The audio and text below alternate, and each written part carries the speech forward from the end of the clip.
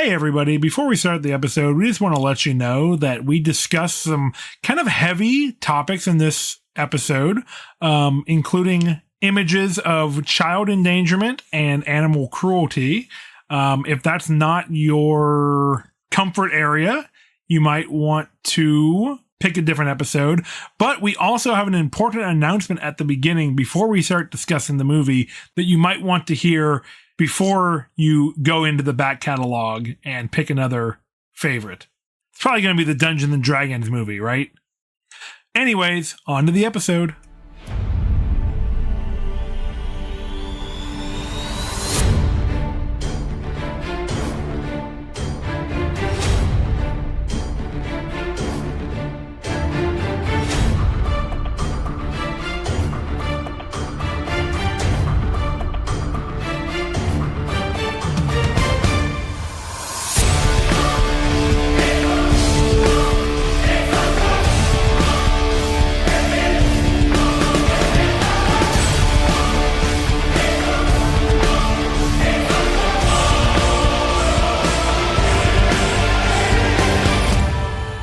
Hello, fantasy fans, and welcome to Swords and Satire, the podcast where we turn low fantasy into high art.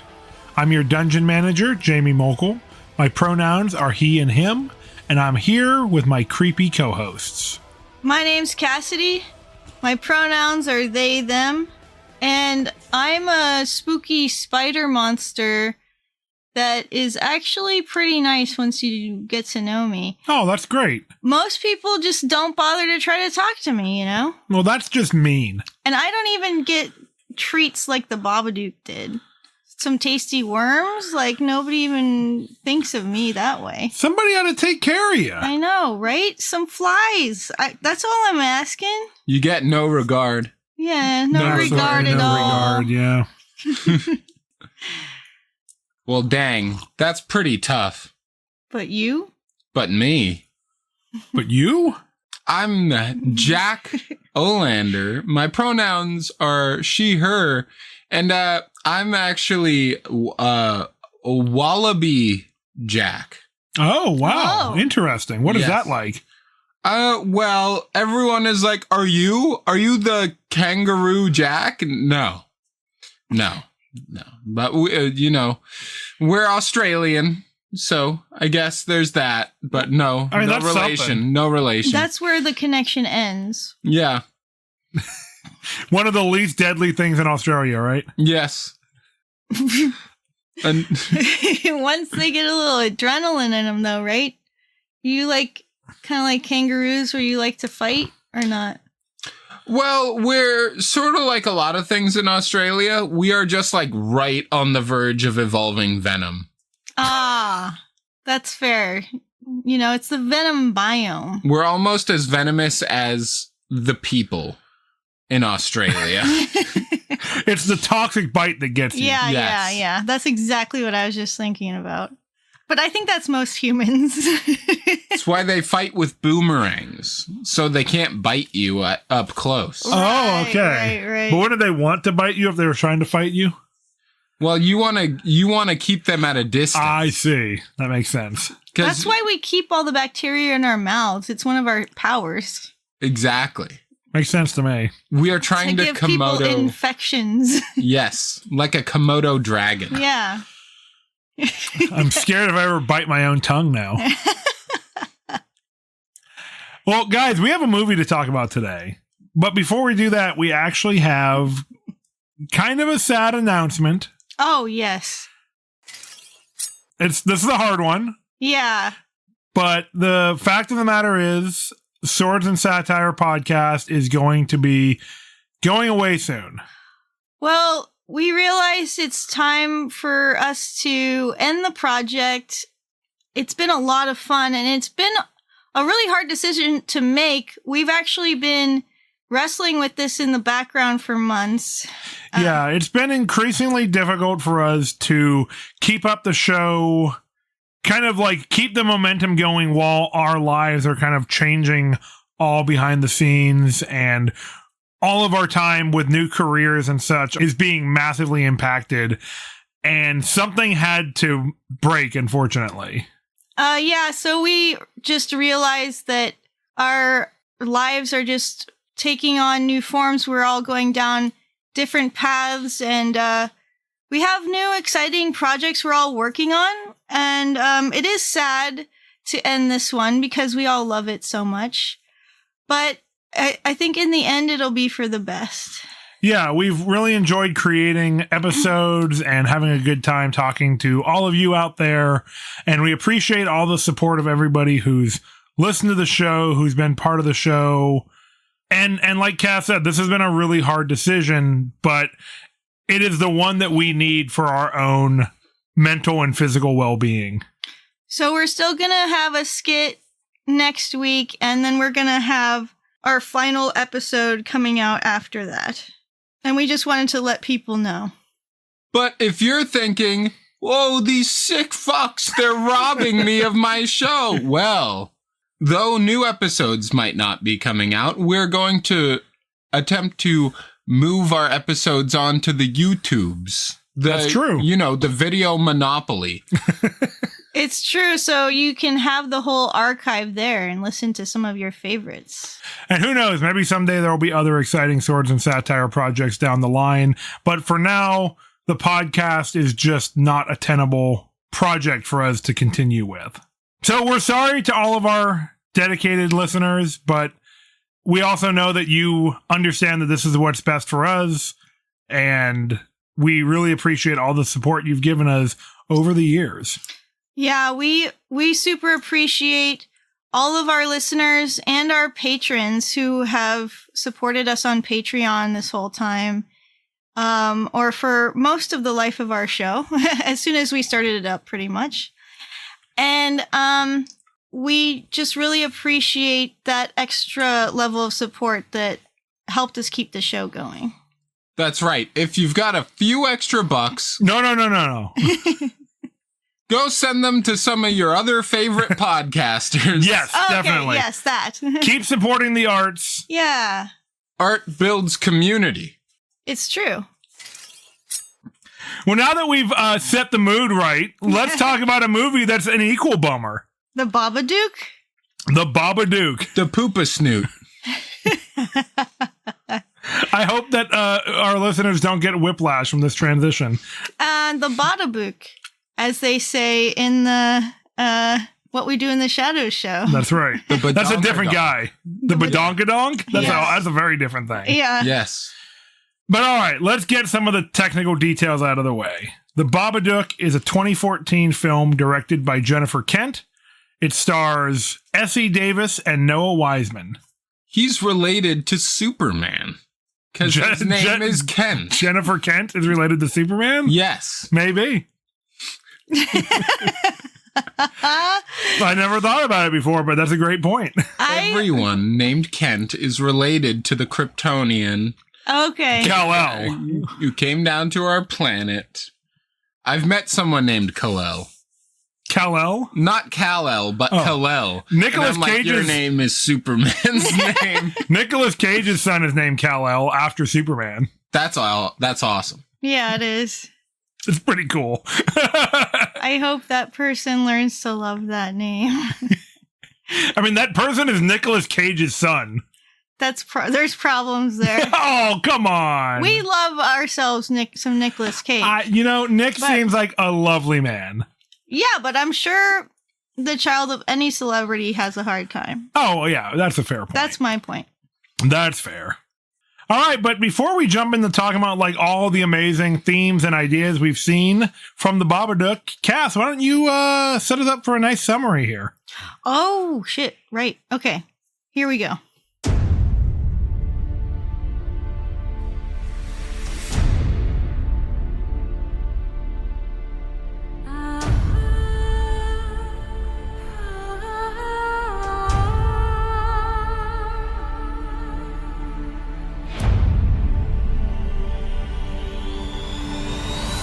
So, grief is hard. Turns out. And News to me. News to those who have felt it. It sticks with you, and if you try to deny it, you just become a monster. Just a terrible top hat wearing, Spiky-handed monster. Snazzy. Oh, snazzy AF. Sassy. Mm-hmm. Little too edgy. Like because of the edged claws? And the knife. Yeah. But, A flair for the dramatic. Yeah. True. And you may find that it's easy to become possessed sometimes, but... Whoops. Possessed or possessive? Both. But if you just throw up some black goo, you'll be okay again. Yeah, I mean, you can't hide in the closet forever. But then you can hide your grief in the basement and just feed it and it'll be okay. Much healthier. Yeah. And that's the Babadook? Yeah. Okay. That works. But just so we all are on the same page, we can introduce some of the characters that were in the movie. The mom, who's Mom the Monster, is Amelia. But she's suffering too. Yeah, she is. She's a nurse in an old folks home, a nursing home. And Samuel is her first grade son. He's in first grade. He's about to turn 7, and we find out over the course of the movie that his father died while driving Amelia to the hospital for Samuel's birth. Yes. And Samuel is fixated on this story and is deeply afraid that his mother is going to die as well. And unfortunately, Amelia seems to have a lot of lingering resentment aimed at her son, which is sad, but also, I mean, because his birth is associated with such a horrendous tragedy, I think we can kind of see how these seeds get planted. It's true. And they have a really nice next door neighbor who's just the sweetest, Mrs. Roach. She's pretty great. Yeah. And then the sister Claire, who can kind of seem like a hard ass, but is actually just probably at the end of her rope and is trying to set boundaries for herself. Yeah, that's a tough one. Her sister is definitely experiencing a mental health crisis, and Claire is just not equipped to deal with it. So we've got a lot of things to talk about there. She does keep telling them to get help, but they don't. Yeah, and that's not always the most supportive thing somebody can do. True. But again, Claire is not a mental health professional, so she is in a tough spot as well. Yeah, I think she's in marketing or something. Then she deserves whatever evils befall her. And at a party, Samuel uses his ultimate ability on his cousin. The shove spell? Yes. Yeah. Knockback and fall damage. Yeah. And also bleeding.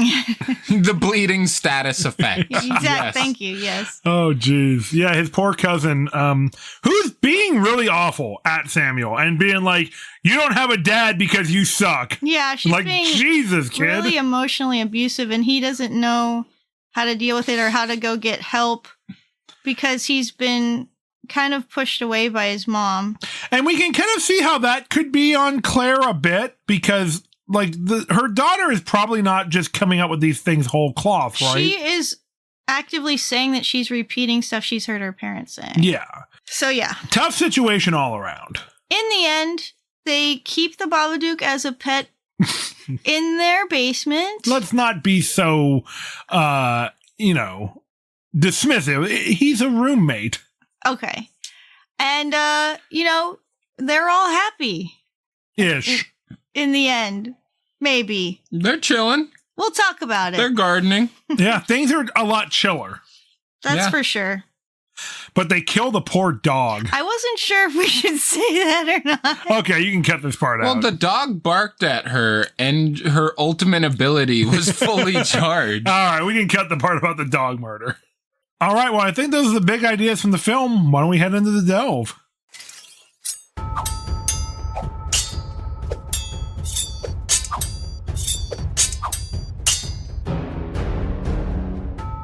Welcome to The Delve, where we venture deep into the themes, scenes, and lore of the Babadook. Who goes Duke, Duke, Duke when he's knocking on your door 3 times to be let in. And ba ba ba. Right.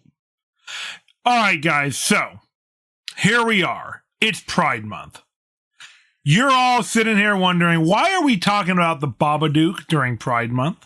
Well, why are we? It's a fair question, right? Yeah, it is. If you don't know what the hell you're talking about. Whoa! Because did you guys know? That's a hot take. Did you guys know that the Babadook is a gay icon? I do now. It was actually the clearest reading of the film. Okay, good. Yeah. All right, so here's some backstory on how the Babadook became one of the gay icons of the 2010s. Yeah, I think this is a story worth rehashing. It probably is. Because the Babadook didn't become gay. You don't become gay. Right, exactly. We recognized the gayness in the Babadook. That is certainly one interpretation. So, years ago, after the Babadook came out, some folks on Tumblr started a kind of line of jokey jokes about the Babadook being a gay icon. And as jokes on the internet sometimes do, this one took on a life of its own and actually began to resonate with some people. And as you start to look at the film, you can go like, okay, trauma monster who comes out of the closet, who can't be kept in, who has to hide who he is, what's underneath his facade Is the real person. is the real person who's much scarier, right, to society And- than what you see externally. You can't keep him from coming out of the closet. And once he's out and you've, acknowledged him, you can't actually make it go away. Right. And the more you try to suppress and subsume Right. his existence, the more damage he can do. But if you learn to cope and accept and maybe cope's not the word. If you learn to accept him, you can actually have a great relationship. That's right. The more you deny the gay, the gayer you get. I think that might be how it works. Yeah. And also, we forgot to mention the fact that he just is a fabulous dresser. Yeah, it's true.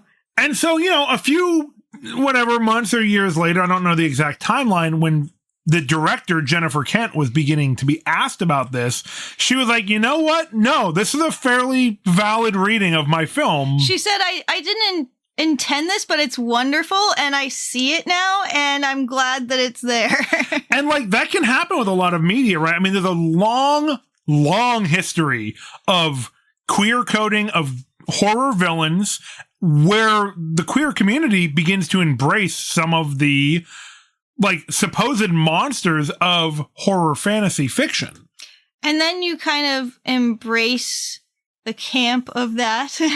Yeah. And I think that it's it's not my place to tell people what is valid for their own experiences, but I completely understand why some of these camp villains become so iconically embraced by the queer community. And the queer community is still demonized by certain groups of people. And then we get this real world example of this whole dynamic where we still have that issue. And then somebody puts out there this image of Pride Month going down to a rainbow demon word. Right. Or yeah. no. Yeah. Pride Month. Pride Month. Okay. Yeah. Yeah. And then it becomes a sensation in the queer community, and people are like, I want to wear that t-shirt. And I just bought myself that t-shirt.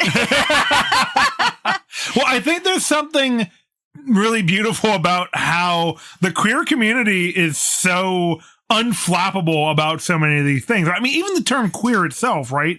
That was a derogatory term that the queer community embraced and took the harm out of and made it a self-expression. Yeah. And I think that's what happens a lot of times with these queer readings of horror movies. And this goes back to the beginning of horror fiction, right? With the queer story in Carmilla, Yeah. Dracula. Then years later, James Whale, the director of the Frankenstein film from the 30s, was a gay man in Hollywood who was blacklisted years later.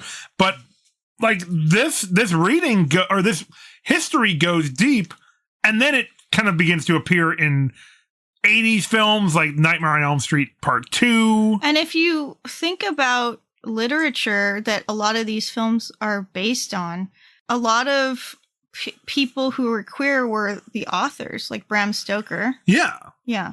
Or James Whale, the director of Frankenstein. Yeah. So you have queer creators associated with the genre and writing and creating. Yeah. Hold on a sec. You're telling me Bram Stoker, the person who wrote Dracula, was gay? Yes. And vampires, the gayest metaphor in monster history, were popularized by a gay author? That's awesome. I want to counter that assertion with a humorous, better gay monster. It is hard to come up with one. No, vampires are like the go-to queer monster. Yeah. I mean, again, it goes back even farther than Stoker's work to Carmilla. Yeah. Which is an older story. Carmilla is older. Yeah. Woo, look at that. I can't help but think of the interview with the vampire series that I just was watching. It was like from 2020, I think. No, I think it's newer. I think it's 2022. Something like that. Oh, yeah. This is brand new. Yeah. And I won't say how in case somebody hasn't watched it, but it is both a sequel and a reboot of sorts. They're retelling the story, but it's also linked to the movie. Interesting. It's fascinating. You're telling me that Tom Cruise and Brad Pitt show up in the interview at the vampire TV show? No. Oh. Spoilers. But it is quite gay, and I'm here for it. I was loving it, you know? I was like, Lestat can suck my blood any day. Nice. Although there's the problematic parts of it. But. Well, I'm assuming this is some of the same stuff we discussed in our episode on Interview with the Vampire, the film. Yeah. It's this pull to something darker that's within ourselves and this attraction to that. But it's also dangerous if left unchecked, and that trauma is not addressed. And that's kind of like in the Babadook. That's fair. And also, I think that we've touched on, one of you mentioned, like, kind of the campiness of a lot of horror. I think also has that very performative, theatric appeal to the queer community, right? There's a lot of expressiveness. There's a lot of, like, big performances that really resonate with audiences. And it's why I've always leaned a lot more towards the horror villains who have a personality, who have like an expressive personality, like Freddy Krueger, right? Problematic as fuck, but a really fun character. Like Robert Englund's delivery of the character is so over the top and elevated that it becomes a blast to see. Yeah. And the Babadook, let's just say a lot of the Babadook's personality comes out from the books. It does. The book that the Babadook makes and distributes. It's so playful. It is very playful, right? It's a children's book, which is haunting. With like pull tabs to make little pop-ups happen where he's like peeking through a door and then he like waves when you pull on the tab. And that is part of the queer reading too, this very performative horror, right? Like he's not just going to show up to haunt your house. He's like sending his little calling card first. Yes. And then when I made you this. When Amelia, and when Amelia like destroys the book, he re-edits it and like adds new messages. Yeah. And it's like that's over the top. That's fun. That's part of the playfulness of it. It's a communication between the two of them, and it's like he's kind of being coy. He is being a little or like cheeky. Yeah. Now, the Babadook in the book has a cute little drawing of himself. Yes. Where he's very, like very cute. Yeah, big, grinny, big, round eyes. The little top hat, trench coat, and like little spiky fingers. It's kind of cute. You should really look up gay Babadook art on YouTube. Yes. You have to. No, just on Google. Yeah. Just look at the pictures. It's a lot of fun. And, like, you can really see why the queer community would embrace this character in these ways. Or, like, some people, obviously, like, not to speak of the queer community as a monolith. Right. But, like, in the same way, Cass, you mentioned, like, the Pride Month demon shirt becoming this, like, no, we actually kind of want to own that. Yeah. Right? Yes. Like, we're cool with this. Yes, probably the entire Pride community does not know about it. When I showed up today, And Cass and Jamie were like, oh, there's a gay Babadook reading. I was like, what the fuck? And so, yeah, I'm sure if you went up to a random person at the Pride Parade and you're like, Babadook is gay, they'd be like, what the No, they'd be like, hell yeah. Hell of yeah. course he is. Of course, obviously. Water is wet. And so is he. Some sort of water world. But so, okay, with all this in mind, we've talked about kind of the history of queer horror, which we've discussed before. Does this reading of the Babadook actually hold up? Like, we're having our fun, and like we're having a little bit of history too, but do we actually see this as a valid interpretation? I'm with the director, the Kent. Jennifer Kent. Jennifer Kent. Jennifer Kent. We can just call her Jen, I'm sure. I mean, Super Jen. Super Jen. what's Supergirl's name? Kara. Kara, all right. Kara Kent. Yes. That it makes sense because it's like the Babadook is in the closet. Yeah. He's hidden, right? But he's wearing a mask. Once you know about him, you can't get rid of him. And you cannot keep him from coming out of the closet. And if you try to keep him in the closet, he will have destructive he will lead to destructive impulses in yourself. Right. And he kind of lives within you, right? And then has to emerge and be acknowledged and be faced to like defeat the dark side of it. Exactly. In order to embrace who you are. Once Amelia and Samuel, well, especially Amelia, right? Like, Samuel is understandably afraid as a child who's living with a mother who is... Samuel's seeing the Babadook, and Amelia is denying it, and then we'll talk about this more in a little bit, but about halfway through the movie, it begins to flip, and we kind of get that Samuel's seeing something horrifying in his mother. Once Amelia comes to terms with this, they can live in harmony. Yeah. Yeah. Now, the path to getting there is disturbing. And I think that, yeah, the idea that it was intentionally a queer reading doesn't super track because it is very much about Amelia losing her husband.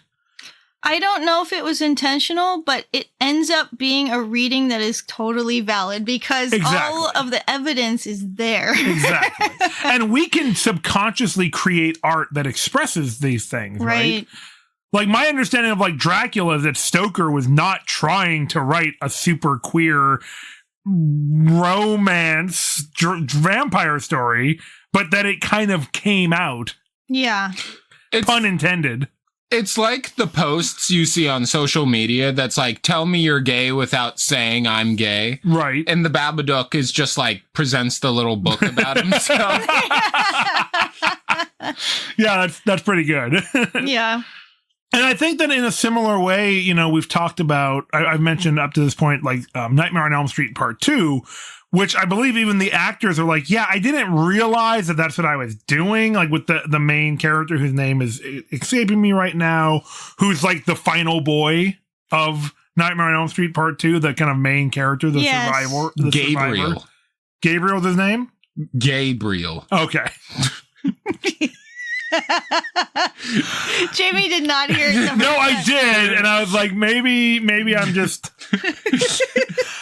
I'm pretty sure the actor, like, I wasn't going for that, but that was what was coming out. Oh, wow. As a queer actor, right? Nice. Yeah. And it makes it so it's like, is the movie supposed to be read as super homoerotic? I don't know, but there's like the shower scene, right? Where he's like, there's the like assault whipping in the each other's shower butts and the stuff. whipping and stuff. And it's like, there's a lot of queer overtones there. And then there's the scene where the monster comes out when he's alone with this other boy that he might have a crush on, you know? Right. And again, like, we can see problematic interpretations or like kind of the scary side of it. Like, oh, maybe it was intentionally like a scary queer reading. But again, much like the Pride Month demon shirt, the queer community is like, no, actually, we're totally cool with like being the campy, dramatic performance of the quote unquote villain. Right. Rocky Horror style. Rocky Horror Style is a wonderful example. Tim Curry, killing it. Yeah. Haven't seen it, but I saw a scene from it. Tim Curry, killing it. I mean, admittedly, same. Yeah. But I like it's cultural osmosis that I know a lot about Rocky through. Yes. Tim Curry in the Rocky Horror Picture Show, this iconically campy, Yes. very queer character, right, is embraced by the queer community, even though his character's a bit Well, the troubled part of or the troubling. goal of that movie was to make fun of a lot of the like PSAs of the time. Right. Yeah. Oh, fascinating. About like the dangers of sex and drugs and getting into relationships. And Yeah, if you get into sex and drugs and rock and roll, you're going to be so sexy, everyone's going to want to like be with you. It's like, oh no. PSAs often did not do a good job of expressing their foundational message. Yeah. Or just people didn't want to hear it. Yeah. This is your mind on drugs makes a full English breakfast in a commercial. Ugh. English breakfast. Ugh. Beans on toast. I don't like beans that much. A wet bread sandwich? I don't know. Water sandwich. Jesus Christ. Look it up. It's a real thing. Jesus Christ. Vegemite LaCroix. No. No, there's another one. No, thank you. All right. So I think that we kind of have a consensus for us three, at least, that the queer reading of the Babadook is both unintentional and completely fitting. Yes. Yes. And there's the other reading that we've touched on, but we could delve deeper into, which is the grief angle. Let's talk about it. One might say the main angle. Yes. Yes. That probably the intended messages is about how grief can hound you. You could try to stamp it down, keep it locked away, but you can't fully escape it in the end. And when we don't address our fears, our anxieties, the things that touch us, make us sad, they can get bigger and bigger, and we can end up hurting ourselves and people around us, and that's what happens in the film. And like the Babadook, it grows in intensity, and like it says, like, if you don't let yourself feel it, Yes. then you can't purge it or learn to live with it. So like she had to let the Babadook in order to feel all those difficult emotions so that she could eventually purge it by the end of the movie. And it's like they have the Babadook in the basement. It's like a symbol of how you can't ever really get rid of grief. Yeah. So that you can't ever get rid of the Babadook. It's always going to be lurking below the surface, but you can like learn to process it in a healthier way. You can learn to live with it. It was so fascinating in the end when they are kind of coping about living with the Babadook in their basement. That's fascinating. So they're in the garden and they've been gathering worms to feed the Babadook. Right. But it's the mom and the boy together. They've been at each other's throats, like fighting the whole film and having all this rocky relationship. From the like one of the very first scenes, we see that Amelia doesn't like being hugged by her son. Yeah. Like they are distant. Like one of the first shots of the movie is Samuel coming to like sleep in her bed because he's scared, and she pulls away from him, and they're on opposite sides of the bed. Yeah. Like the most clear visual metaphor imaginable. Yeah. And they've been through the ringer. But by the end, like, they are doing this activity together, learning to cope with grief together about the loss of her husband, his father. He still feels it deeply, even though he never got to know him. And that's Samuel, I mean. And so she goes to feed it, and at first it acts like it's going to attack her, like it might overpower her. Right. But then it still has that instinct. Yeah. It rears up, but then it stops before fully entering her again, and she looks afraid, but then she's comforting and shushing and like saying things like, it'll be okay, and like comforting this monster. I'm getting goosebumps.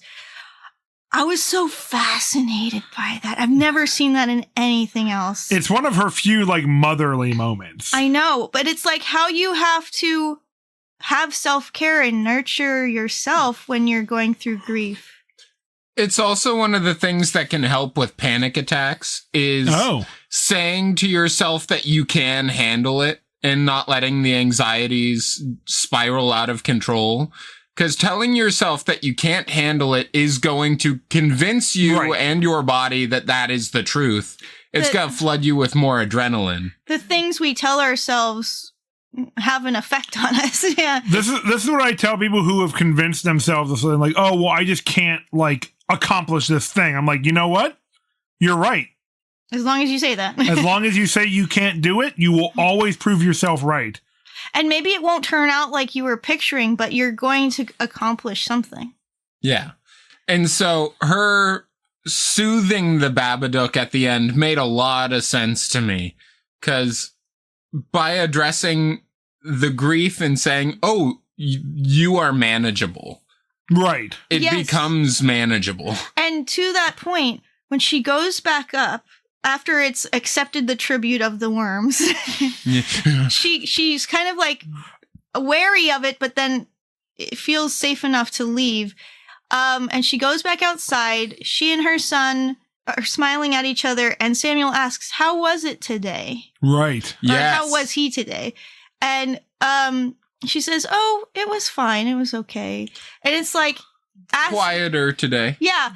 Checking in on each other about how they're coping with this grief. Yeah, it's a pretty beautiful conclusion to a dark and kind of haunting film.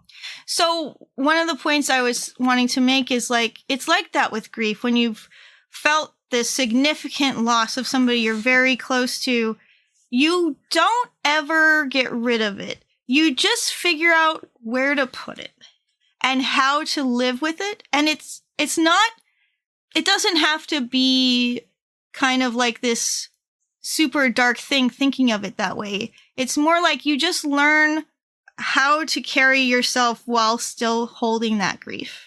Yeah, totally.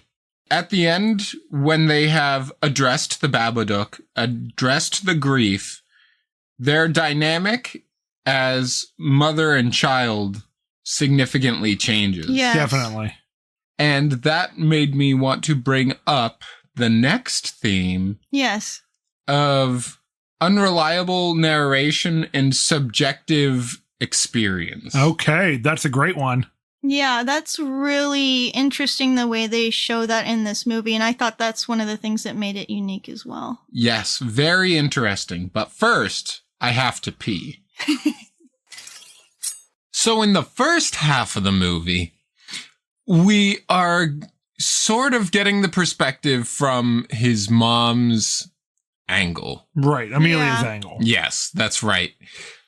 She is seen as raising Samuel, who is a very troubled kiddo. Yeah. He's isolated or ostracized from the other kids.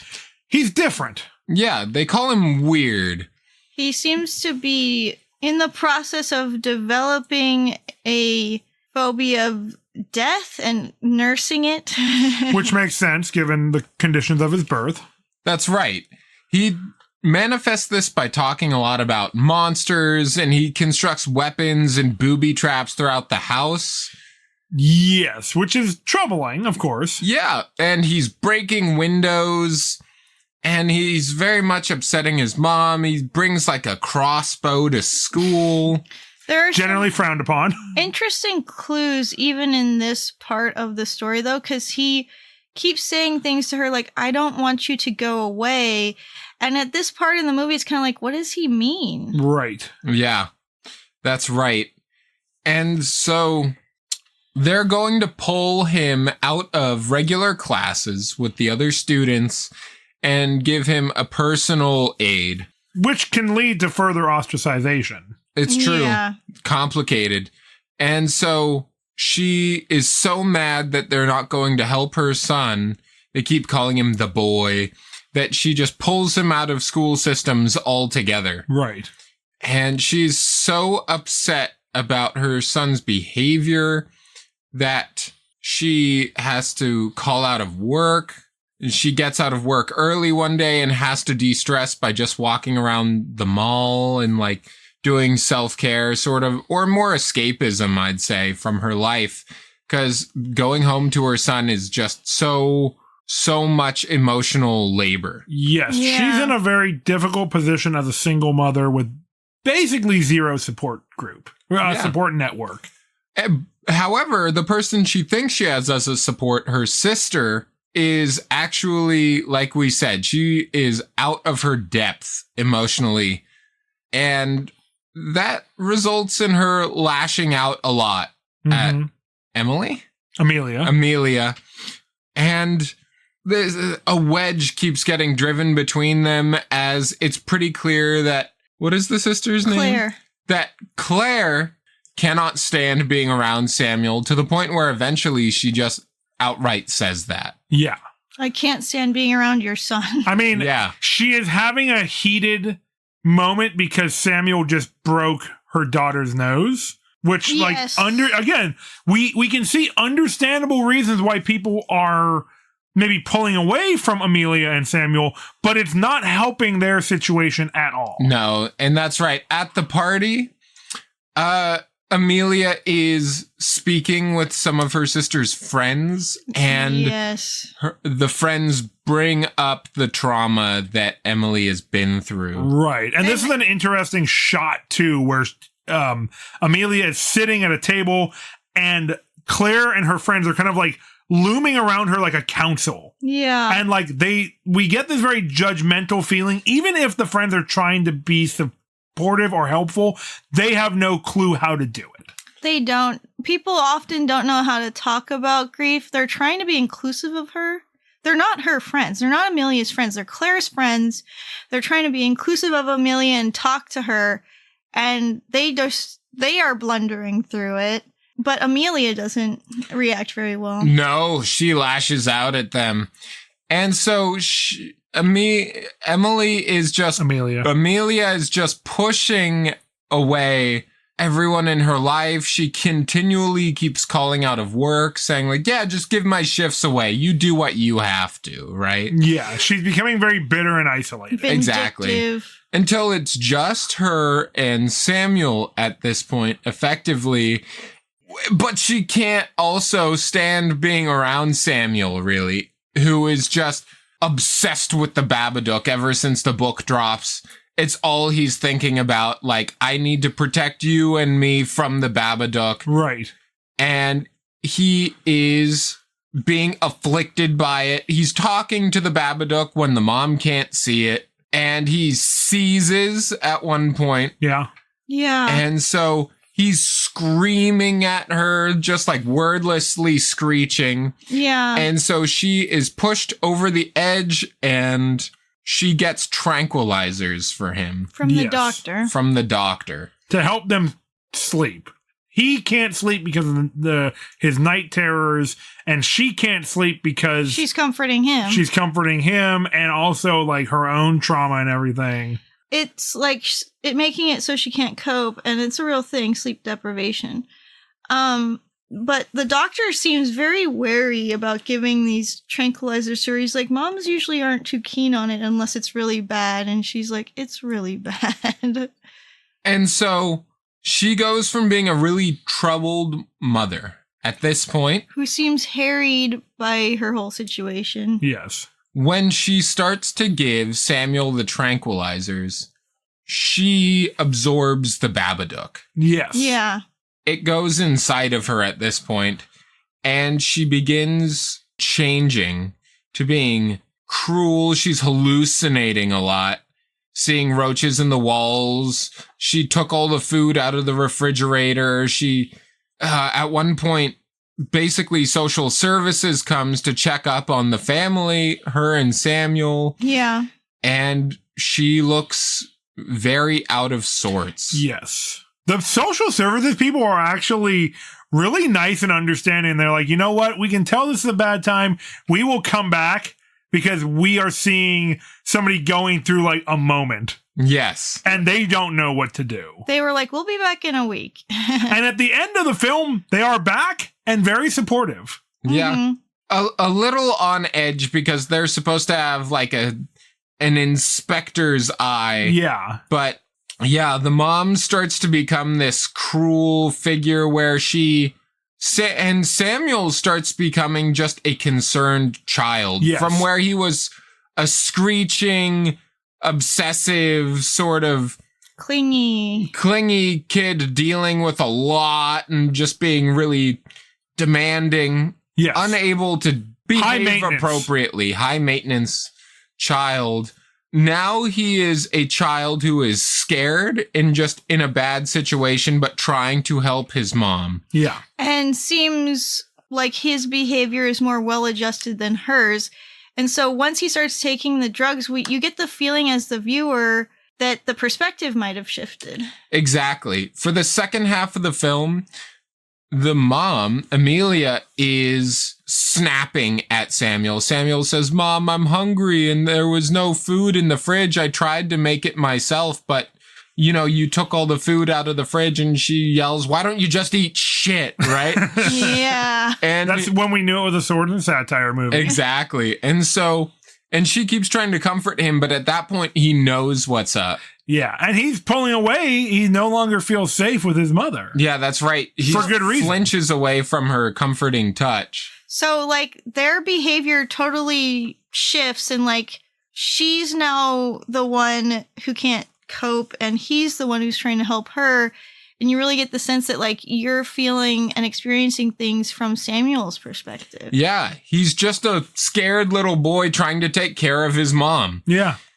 And it's rough. He's like, "Yo, I told you the Babadook was a thing, and you didn't believe it, so I have to be the one to save you now." Right. And they show this in really interesting ways with light and shadow throughout the movie. Once the mom goes through this shift, she's talking to him and her face is just covered in darkness and you only see some vague outline, and it's very creepy. Yeah. And you really feel this helpless fear of being a child locked in a house with a parent who is dangerous. Yeah. And Samuel in the night is calling the neighbor, Miss Roach, to ask if they can go sleep at her house because he thinks that maybe being in the house with the Babadook is what's doing it. Right. But the mom is like, "Hey, are you trying to make me look bad in front of the neighbors? Is this the only way I can keep you quiet?" And she gets out a knife and cuts the landline, right? Yeah. And she starts locking all the doors to the house and basically saying nothing's getting in, also with the implication that nothing's getting out. Yeah. Yeah. And so she uses one of her abilities on the dog, and it's a one-hit combo. And that's all we have to say. Yeah. I was I'll just say that I had big feelings and reactions to the movie in this moment. This was the worst moment of the film. I was screaming at the movie and saying things that I don't have to repeat here. Yeah. But poo-poo. This movie is poo-poo, you said. So she uses a grapple on the dog, and at one point when I think she's going to speak with Mrs. Roach, Samuel goes into the kitchen and sees the dog's downed form. He also tries to escape the house through the back door, which is locked up and latched. Yeah. Yes. And so he knows that she is killing. She killed the dog. Yeah, no. Oh, shit. Yes. And he knows that the Babadook completely has her now, and that he has to fight back and defend himself. And so she comes up to Samuel in the kitchen and is kneeling in front of him, going to put her hand on his neck. Yes. Which, when we saw in the Babadook book, was not good. No. We've seen the strength of her grapple ability already. Yeah. And so he says, sorry, Mom, and he wounds her with the knife she was holding earlier. Stabs her in the thigh with a kitchen knife. Yeah.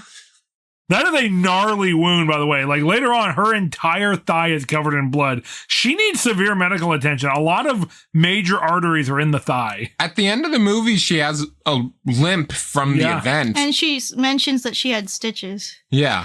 But he, like Samuel, during this fateful night, he's like running around and getting the weapons that he had constructed. Which end up saving his life. Yeah. He's like, you thought I was playing. I told you I've been preparing for this for weeks. Yeah. And he ends up down in the basement where all of the belongings that were her husband's are kept. Yes. Symbolism. And he's got some booby traps down there. That's right. And so the movie becomes Home Alone for a minute. Yeah. Yes. It's a real Batman versus Superman sort of scenario where like preparation time versus the supernatural being. And so he ends up getting her tied down. However, he sees part of his mom still in this possessed being. And so he gets too close and she frees herself, starts using her grapple ability on him. And he soothes her by stroking her face, saying it's going to be okay, right? The same way she soothes the Babadook later on. He takes on the parental role in this moment, and that seems to have a shock effect on his mother. In fact, that's what gets her to vomit up the ichor that's inside of her. It's the part the Babadook. Yeah, it's the part of the grief that's been festering inside of her. That's right. He took care of her then, and it allowed her to start purging the grief and the torment. Something interesting we haven't mentioned is during this half of the film, we see the Babadook sometimes in the guise that it shows in the children's book, but also it takes on the form of her late husband. Yes. Which is interesting. Yeah. And that's another clue about the whole grief angle and how the monster is an embodiment of this trauma that she went through that she's not dealing with. That's right. But after it's all said and done, the Babadook is in their basement. They're taking care of it. He says, when am I going to be able to see it? And she says, when you're bigger. Oh, yeah. Right. Which is like, you don't exactly know what the grief of loss is now, but you will when you're older, right? And it's kind of an acknowledgement that nobody can escape it. Well, and also that, like, sometimes as a child, like, you are experiencing these things that are going to have a lasting impact on you. You can't see them yet. You can't see the impact yet. You don't know at that age how you're going to feel about these things later on and how these things are going to come back in interesting ways, like traumatic experiences. But someday he will be able to recognize them. And if he approaches them in a healthy way through a good relationship with his mother and the people around him, he might be able to see them in a way that is not crippling to him. And it's also an acknowledgement that loss and trauma and grief are a normal part of life and how everybody is going to experience those at some point. Yeah, it's true. But it does appear that both halves of the film did play out. Yeah. Did happen the way that we saw it, because we see the dog's body as fertilizer for her new roses in the like rosy end scenes that we see that are like dark blood red black roses. Yeah, still a dark undercurrent even in the more uplifting ending. Yeah. The happier ending. Yeah. They feed the Babadook. The dog is helping these morbid roses grow. And then Child Services comes back. But like we said, things are different. Samuel was sitting on his mom's lap out in the garden. They were smiling together. Yeah. And then when they're talking to Child Services, Samuel is just speaking really bluntly. Yeah. About like, oh, my dad died, went on our drive to the hospital where I was going to be born. And his mom says with like endearment, like, he just says things how they are. Yeah. Right? Yeah. She's accepting him for who he is. That's right. Other people said that about him. I think Miss Roach said that about him. Someone Yes. who loves them both very much. And now she, the mom, can say it. Right. About her own kid. That has been part of her journey. And then Samuel also says, like, I broke my cousin's nose in 2 places. And the mom is just like, it happened. Yeah. So, like, she did kill the dog. The evidence is there. He did push his cousin and hurt her. Right. That's still canonical. We're not seeing, like, unreliable narrator type visions. Although Amelia has a few of those where, like, she sees, like, visions of Samuel being injured, but they're not true. Yeah. And so we get a perspective from Amelia in the first half, a perspective from Samuel in the second half. And then at the end, they both have a perception of each other as love. They love each other at the end. Yeah, and the message is like love and community can help you work through your grief. I really hope everything works out for those two. That's right. It's like I said, you can either go to therapy or deal with a Babadook possession for like a week tops. Yeah, exactly. I mean, it's so much less time and money to just, like, survive the Babadook. That's right. Stitches, though. Yeah. And less pet. Oh, that's a fair point. Yeah.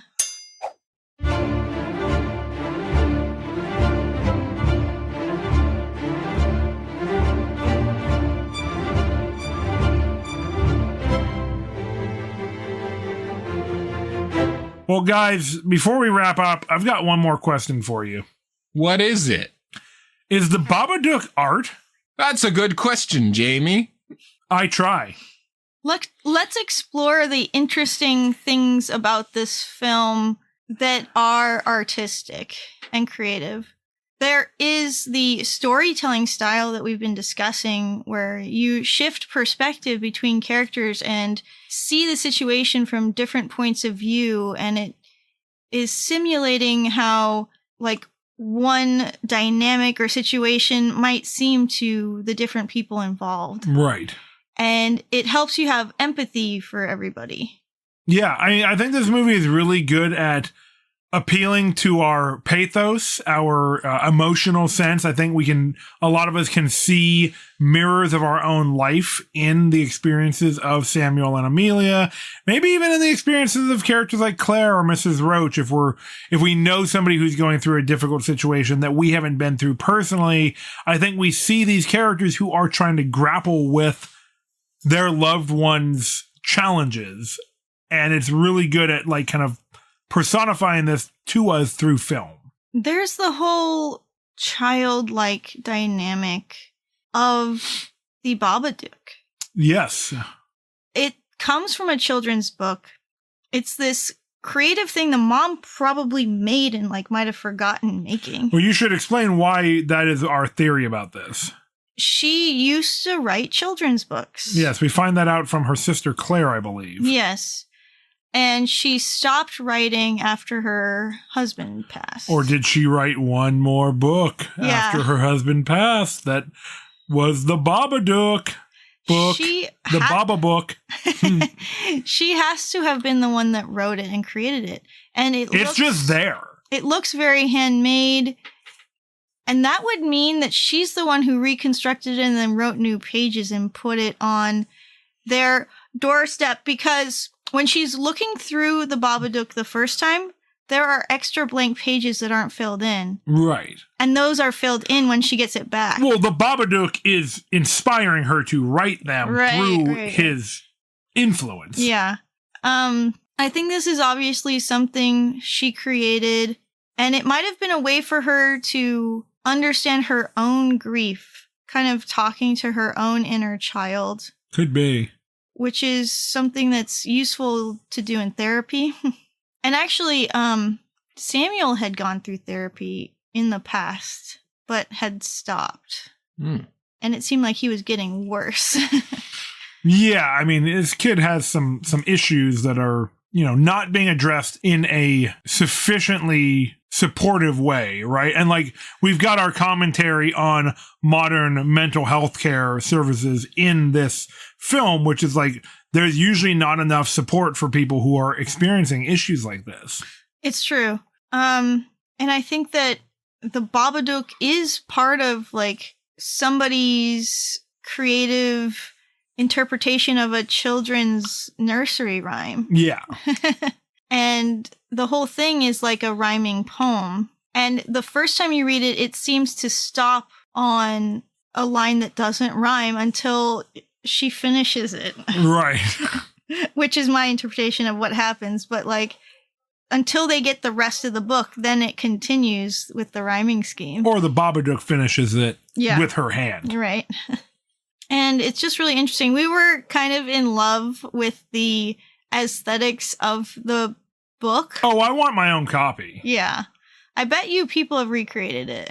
Absolutely.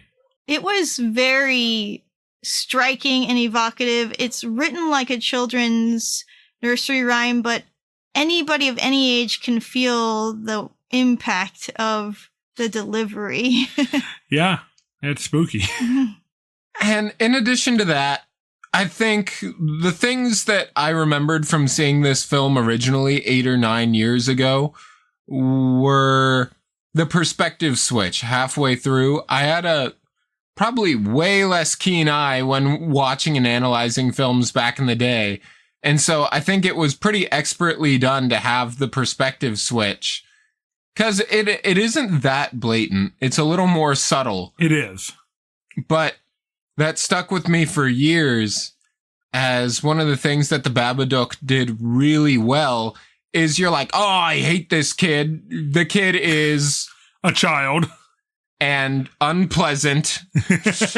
Listen, the child is unpleasant and has generally bad vibes. Exactly. Yeah. And the mom is just really struggling to raise this basically horrible child until halfway through the film, you're like, wow, this kid is so like precious and we have to preserve him from this horrible mother that he has. It's like, wait a minute, what happened? Yeah. So that was really interesting, and it happens in a really subtle way that's very cool. And then the other part that I really stuck with me, of course, the ending. They live with the Babadook.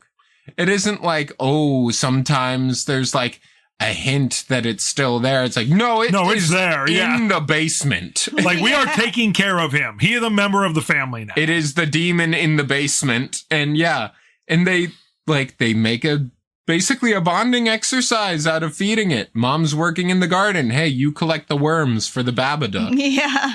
Worms, Samuel. And that was so fascinating. Yeah. That, they have a generally positive relationship with the demon from the film. It's like, wait, I've never seen that. That's so unique. Something else that's interesting in the storytelling style is, besides what we mentioned where the Babadook takes on the guise of her late husband sometimes, also when she's defeating it and telling it that it has no power, it tries to scare her one last time, and it shines a bright light on her face, like what she saw when they were having a car accident and the truck was running into them. Right, like it's trying to make her relive that moment in a weird way. Yeah. And she's able to confront that without the abject terror that she's been facing for years with that memory. Yeah, and it's because the film opens with that, like, kind of her memory or dream or nightmare of being in this car wreck. Yeah, and it's kind of like how you can have moments that flare up of grief. Right. Yeah. And like through your memories. So it was very poignant. Well, it was pretty clear that because of the unchecked grief, she really did not know what she was living for.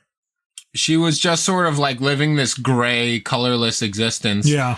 And at the end is when we get the most color in the film. Even though it's slightly muted, it is still the most colorful. Yes.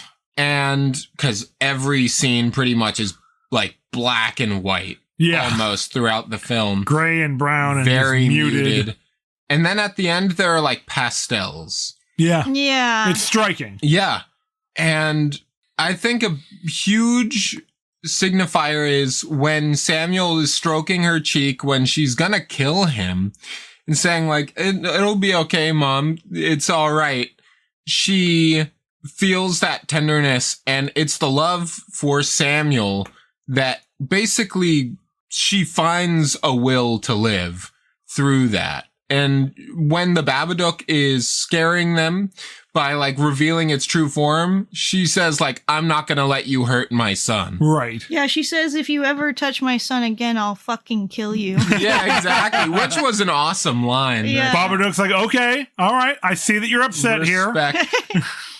And so It's like her instinct to protect her child suddenly comes to life. exactly. And so she went from just like hollow existence of unchecked trauma to like, we faced it as bad as it got. The Babadook showed her husband dying again, made her relive the moment, and now she and Samuel are close, and they're making a life for themselves. And that's great. So that's art, I think. I think so.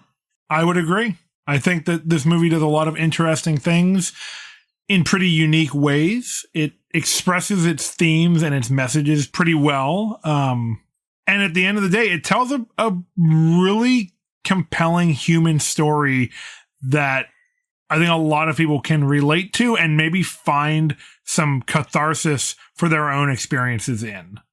And what is art if not a way for us to express human emotions and to feel them in a way that cannot be replicated by, say, machine learning? Yeah. It's true.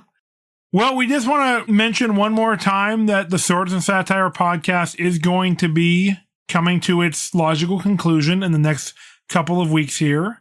But we hope that you'll join us for our last episode in about 2 weeks, when we will be revisiting our very first film, Conan the Barbarian, the first movie we ever talked about on our podcast. Yes, in our neonate form as a podcast, we were stumbling through our analysis, and now that we are fully formed butterflies, we can give the film its due. Yes, we have reached our final evolution, except we're probably going to do some other stuff too. Yeah, we're talking about some side projects that may or may not come to fruition, but we'll let you know in the coming weeks. Yeah, we're talking about some possible other forms. We might share our thoughts with people, but we'll let that germinate a little bit, and we'll talk about it on the next episode. That's right. We're going to burn that bridge when we come to it. Exactically. But hey, if you like our show, even though we're going to be wrapping it up, you can always reach out to your other favorite artists and support them, such as on patreon.com. That's right. It is a great motivator for independent creators to see that the fans are giving a little bit extra to show that they care about the work that artists are producing. So for a small channel like us, from our experience, it has been a big motivator and something that your artists that you support will really appreciate. And that passion is reflected in the art that they put out, the art that you love. That's right. I second that. And, you know, tell people about your favorite podcasts. Yeah. Even if you don't have a few extra bucks to send toward the channel, telling people about your favorite artists can help you enjoy it more when your community enjoys it with you. Word of mouth is the best advertisement. That's right. All right, guys. Well, until next time, Hail Crom!